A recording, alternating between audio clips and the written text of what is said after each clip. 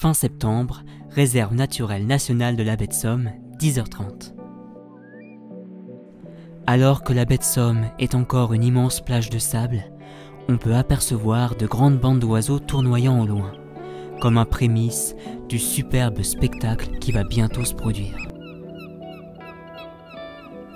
En ce début d'automne, c'est en effet la fameuse période des grandes marées.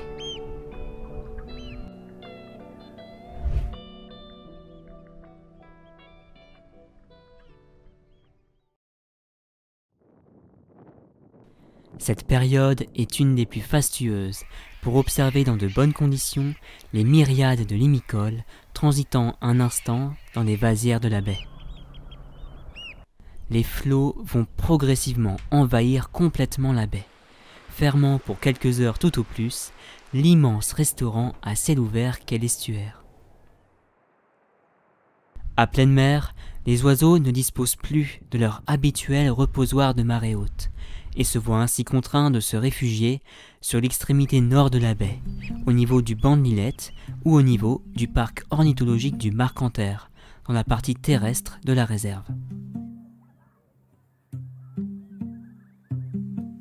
Pour mieux les observer, il faut se placer le long de la digue du Marcanterre et attendre que la marée nous ramène progressivement les oiseaux. Direction donc le banc de Lillette, en passant à travers les prés salés pour se poster en affût dans les dunes.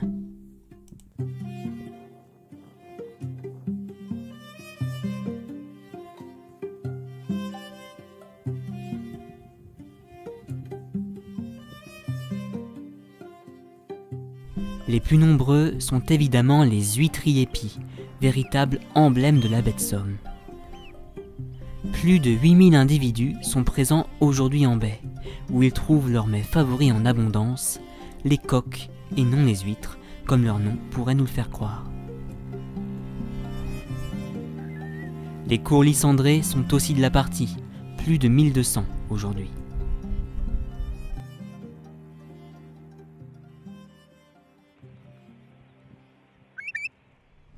La mer monte, les huîtriers suivent pour le moment à pied le rythme de la marée, tandis que les courlis préfèrent déjà quitter la baie pour se réfugier dans le parc du Marcanterre.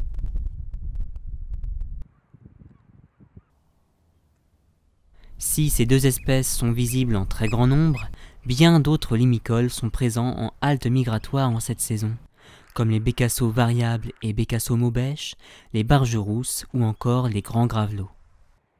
Tous ces oiseaux sont de grands migrateurs, nichant pour la plupart dans le Grand Nord et, avec la baisse de la durée du jour et la fin de la reproduction, filent droit vers le sud pour hiverner des côtes européennes jusqu'en Afrique, ignorant nos frontières. Les bécassos sondaniques sont juste en face de moi. La lumière est magnifique, c'est sublime.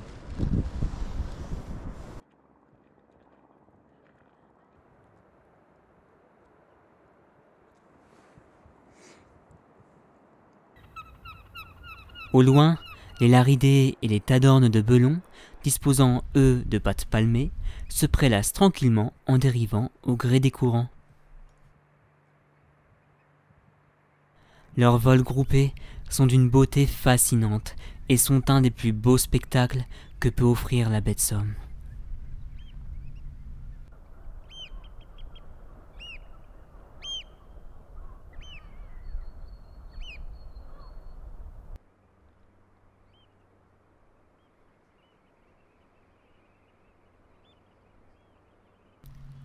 « 13h, nous sommes presque à marée haute. Les huîtriers se réfugient dans la dernière petite anse disponible. Mais les derniers centimètres d'eau et quelques promeneurs trop curieux font envoler ces grands nuages noirs et blancs, passant au-dessus de nos têtes et les digues du parc.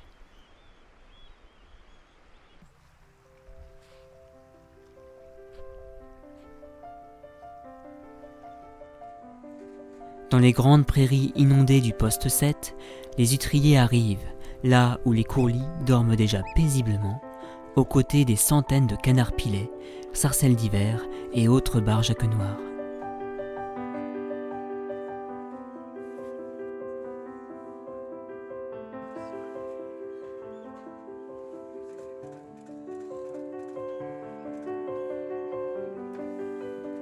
C'est parti pour le repos et la toilette. Et à l'eau douce s'il vous plaît.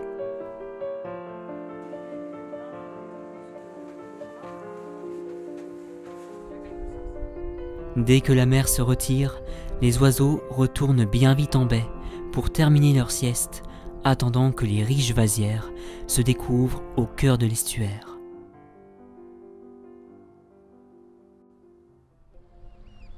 Ce fabuleux spectacle des grandes marées et ces milliers d'oiseaux migrateurs pourrait cependant être menacé par une pression naturelle largement accélérée par l'homme, la sédimentation ou l'ensablement progressif de la baie de Somme. Le flot apporte naturellement plus de sédiments que le jusant lors de la marée, et des activités humaines comme la poldérisation ont accentué le phénomène. Conséquence, la baie sans sable, les vasières, riches en invertébrés benthiques, laissent à leur place eau présalée. Si l'on peut considérer que le paysage change et vit, il n'empêche que c'est tout un écosystème exceptionnel et unique qui se meurt peu à peu. Si des solutions plus ou moins efficaces existent, comme la dépoldérisation, cela impliquera une profonde modification du territoire de la Picardie maritime, et qu'il faudra accepter. Regardons vers l'avenir, pour que nos enfants puissent encore voir ce fabuleux spectacle vivant du petit peuple migrateur des mers.